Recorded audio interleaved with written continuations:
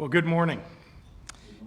Thank you all for being with us today for this very special moment in Illinois history. It's the centennial celebration of the Illinois State Police.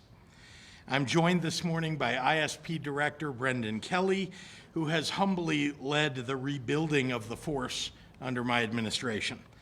Retired State Police Captain Donald Norton, Lieutenant Jody Hoffman, Sergeant Jasmine Dixon, Sergeant December Melville, Trooper Sergio Rodriguez, Trooper Kevin Howell, Trooper Josh Yeager, and Trooper Joshua Alote.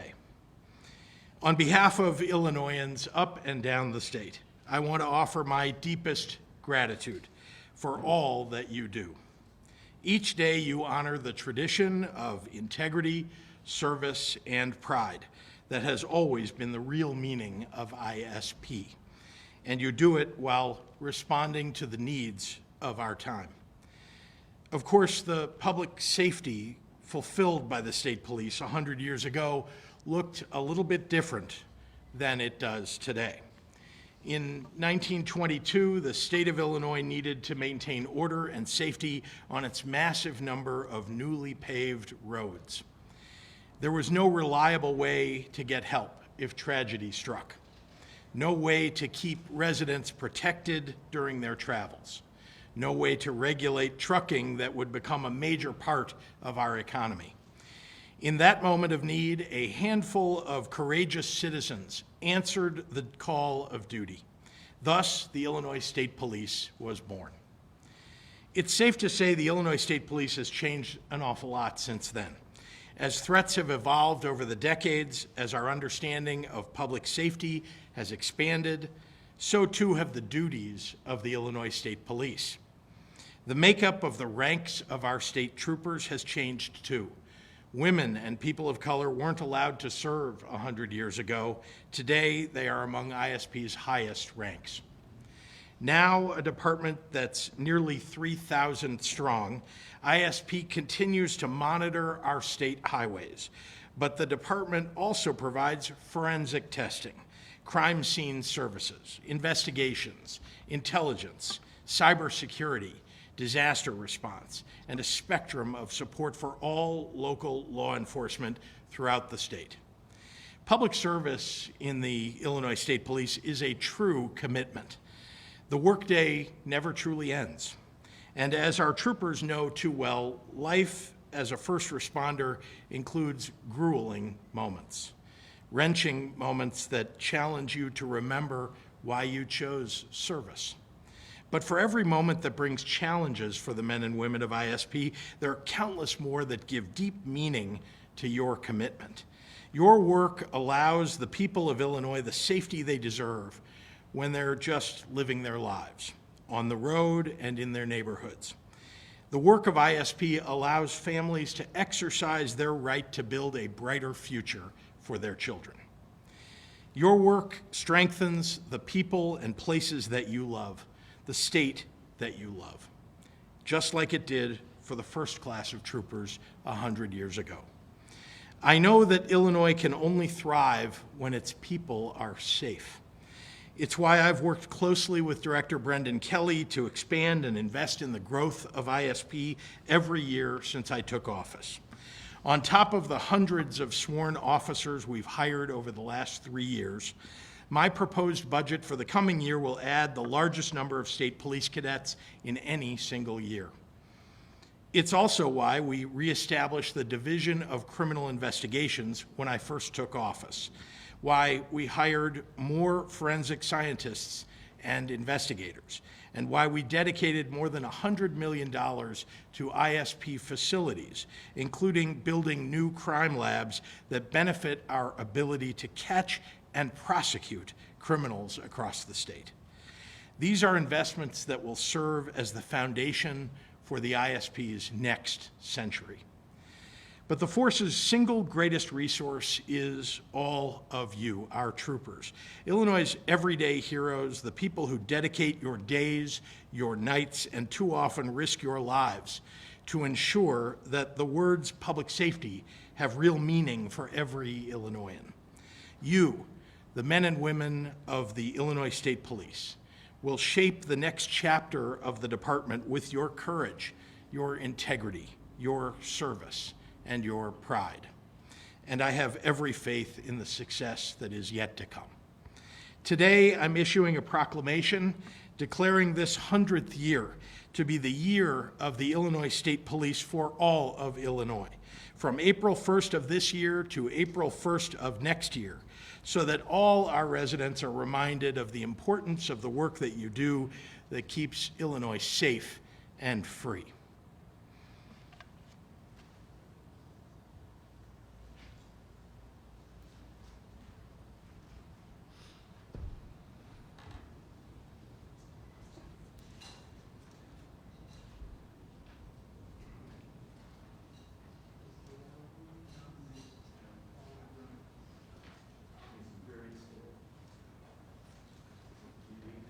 When we hit 20, that's when you start.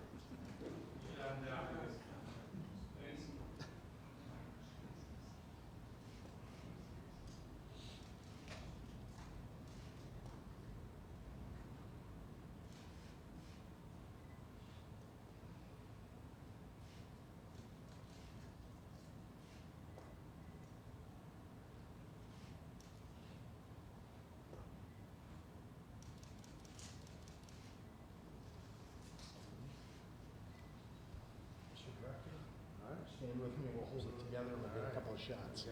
Go ahead, Kevin.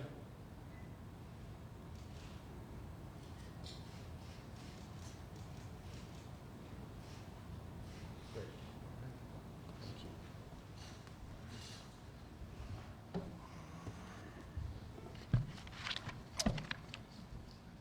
Good morning. Good morning.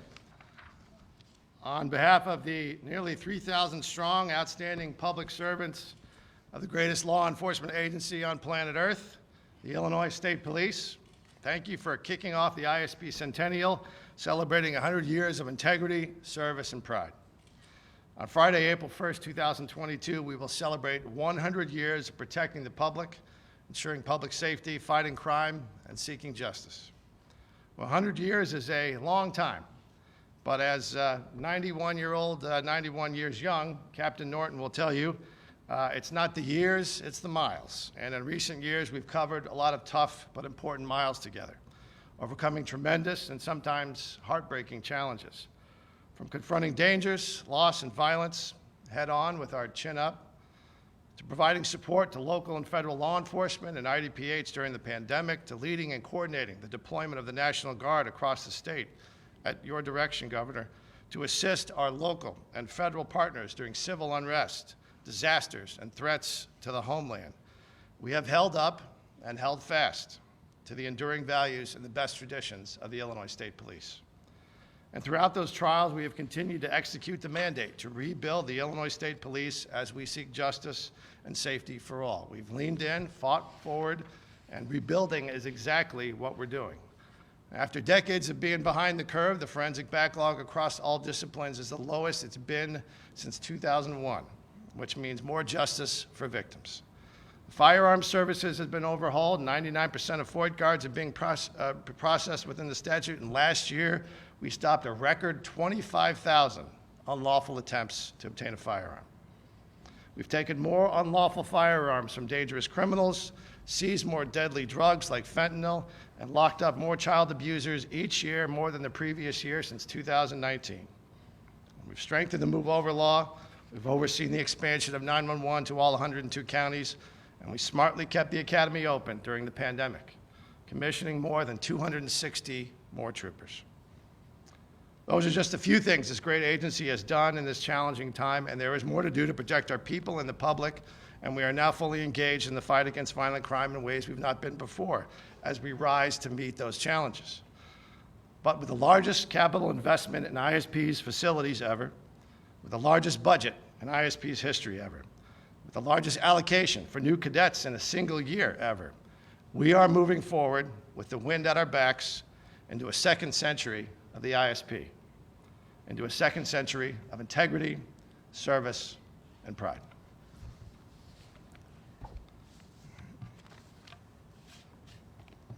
Governor, I think think I hand it back to you, sir. Thank you.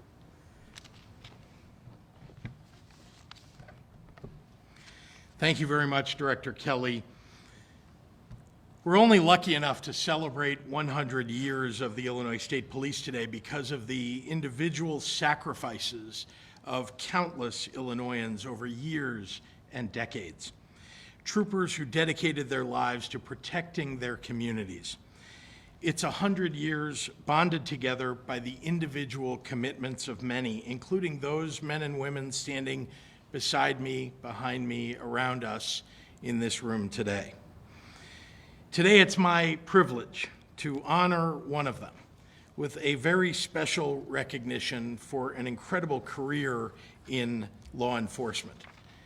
Captain Donald Norton served at ISP for 30 years in the Division of Criminal Investigation and Division of Narcotic Control.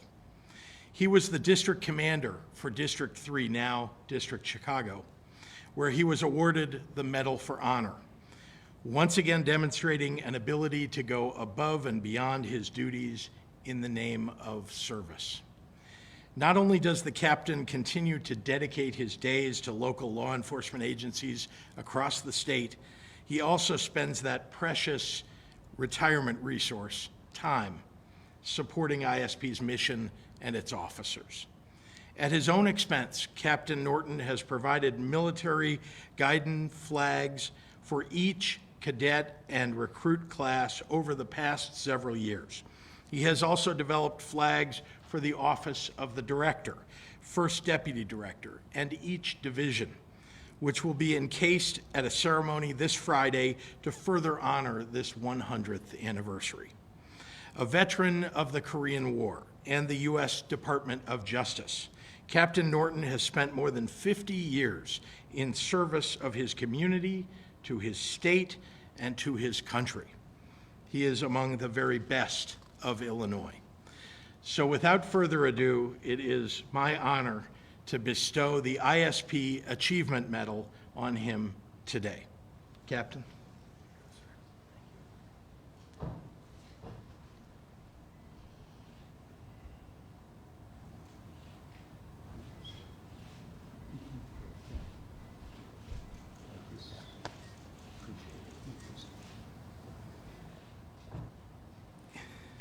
I think we're all honored to be in his presence today, and I just want to say, Captain, for your many years of service to the ISP, to the state, to all of us, and keeping us safe, on behalf of the people of Illinois, I thank you.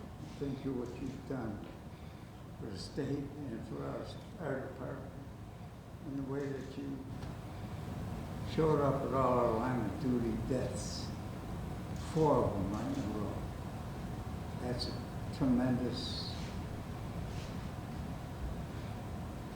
emotional thing for what you did.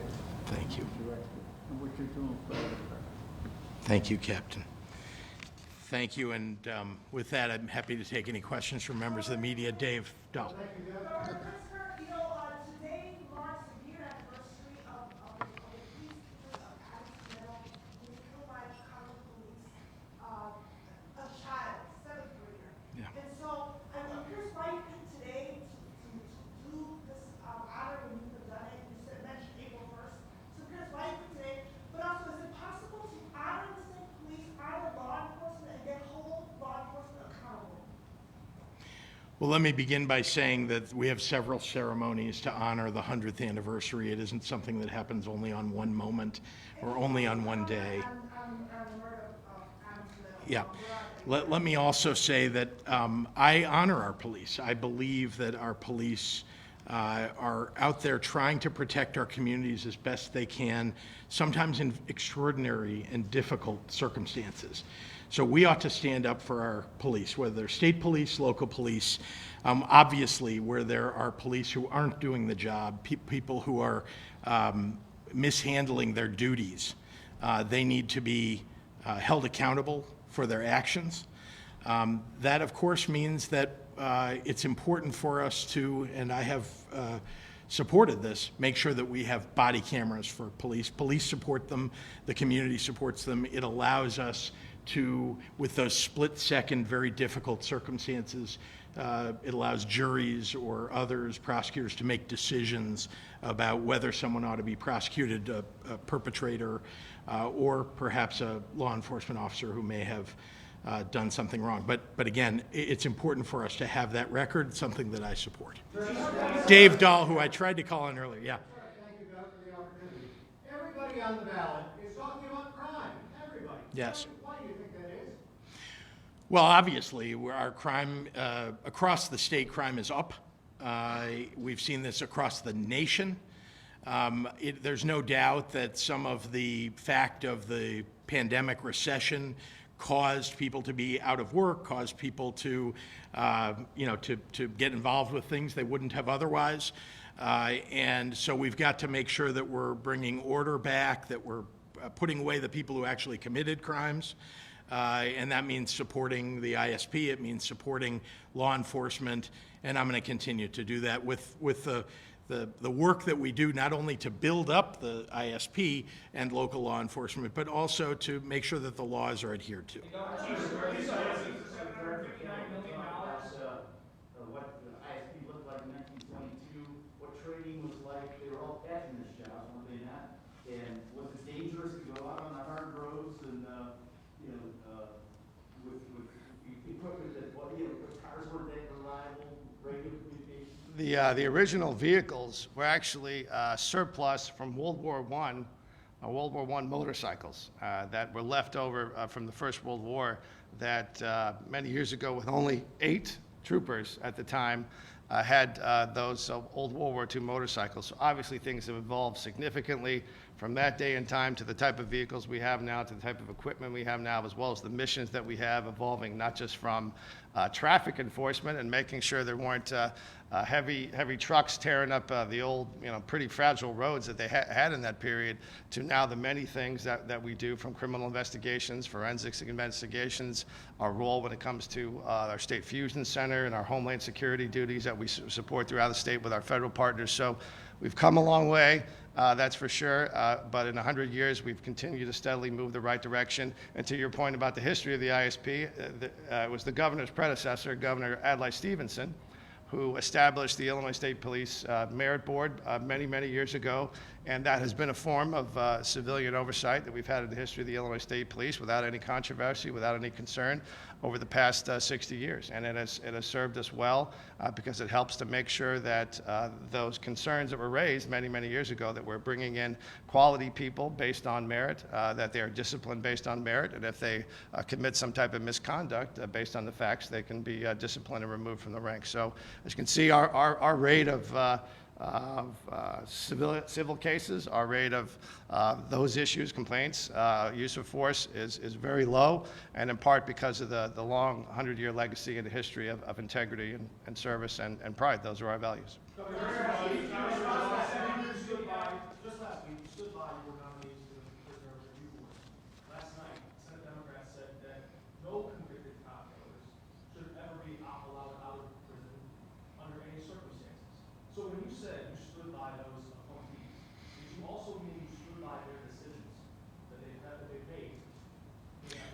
Look, let me start by saying that we appoint highly qualified candidates to serve on the Prisoner Review Board. This is a very difficult job. Let me just outline for all of you that every case that comes before them is a difficult one. Someone that comes before them has committed some awful crime in the past. And they're charged with looking at all the facts and circumstances from the beginning when the crime took place to their term in prison, and how they were rehabilitated or not, whether they caused problems when they were in prison or not, whether they would be a danger to the public if they were released.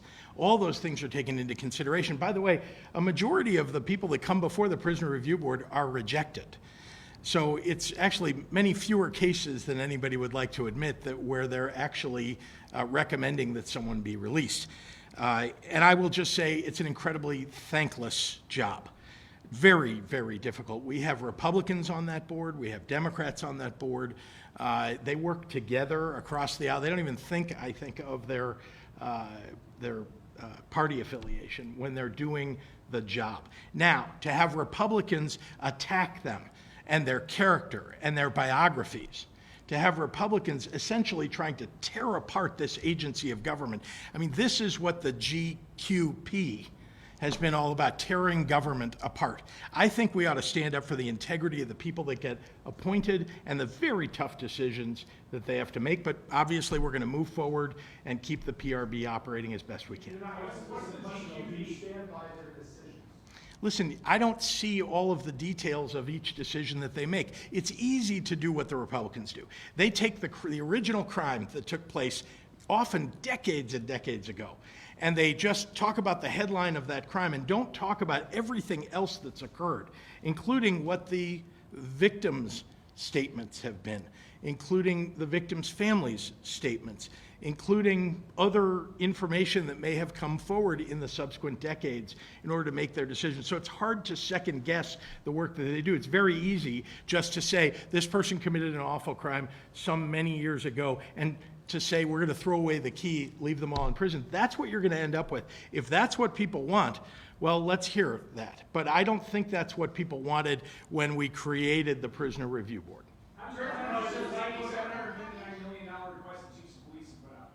I support our police. I want them to get the resources that they need. In fact, if you look across not just our budget, but the Safety Act and the Reimagining Public Safety law, there's money in there that supports the work that police do. Let me remind you that probably the number one thing that we can do to simply alleviate the burden on local police departments is to fund mental health and substance use treatment. Because much of the time and effort that gets spent on the local level by police is taking people off the street who have mental health issues, putting them in a jail where they're not getting treated, and frankly, where their problem is getting worse. So we've got to support local police, and I do believe in providing the dollars that they need.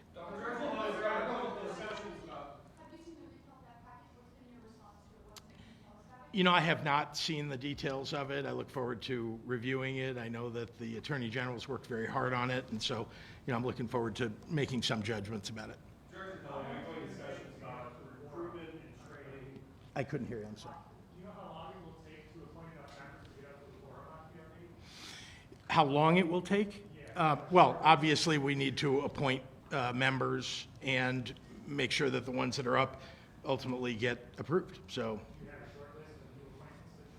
we're always working on, you know, making sure we have appointments available, but it is difficult when it all gets politicized and very highly qualified people get tossed, and to attract new people to do that job when the Republicans have highly politicized this thing makes it much more difficult. Sorry, Mike, I haven't taken a question from Mike. George, there's been ongoing discussions in committees about the best ways to recruit and also retain officers across the board. The state police have done a good job of that. What would you suggest for local departments to do that may be struggling with bringing new people in? Well, look, let me start with, I think everybody looking at every profession right now sees that there's a shortage of labor. So we've got to do as much as every other industry is doing to make sure people know what the benefits are that you get for being a state trooper. Not just the direct dollars and salary, the benefits that they receive, not just all of that, but also the pride. I think you can see that this is a group of people who care deeply about one another, who stand up for one another when families are having difficulty, families of troopers, other troopers step in and help. And it's a brethren, a sisterin that really care for one another. And I think that's one of the things that we need to make sure people know about our state police. Obviously, local law enforcement, same thing. People need to stand up for one another. I think they do. And I think that's one of the attractive features. We also need to pay people properly. That's something I believe. We negotiated a contract to ISP when I first came into office that gave a raise to everybody across ISP. I really believe they have one of the toughest jobs that you can have in state government, and I'm very appreciative of it. Thank you. Oh, yeah. Yeah, go ahead. You got it. Yeah. She's in charge. I don't, know my place. I think that all law enforcement is recruiting, from a set of limited people that are potentially going to be able to serve in those roles, and we are competing with an employment situation where other jobs are potentially available, and certainly continues to be a challenging and difficult job, and that's one of the reasons why sometimes you have those recruitment issues. You know, the environment for the ability to recruit police, it ebbs and flows. My great-great-uncle was a sheriff out in Connecticut. My grandfather was NYPD. He was a homicide detective. And throughout history, the way the public feels and interacts with law enforcement, that sentiment, it ebbs and flows. And I believe we're at a point where the respect for law enforcement and the desire to make sure that the role of law enforcement is strong and that it is within the expectations of the public is moving in a positive direction. And that's just not for the ISP, but it's also for all local law enforcement. And we certainly are very much appreciative of the fact that we're getting these serious investments within the governor's budget, but also within the broader context of the facilities, the other resources that we have to build up the ISP. But I think what you see is a very good discussion going on, that there will be additional resources for locals. And I think as long as the message that the governor just talked about here, the special nature of this job, the brotherhood and the sisterhood, the fact that it is not a job, it's a calling. It is a special calling. It is a special mission. And I think, and I'm optimistic, that there are a large number of people, particularly a younger generation, that want to serve, that want to be part of something that's greater than themselves. And this is a place for them to do it. We are 100 years old, and I'm looking forward to the next century of the ISP, where we bring that next generation in, and that we can build on our predecessors, and they are able to build on us going into the future.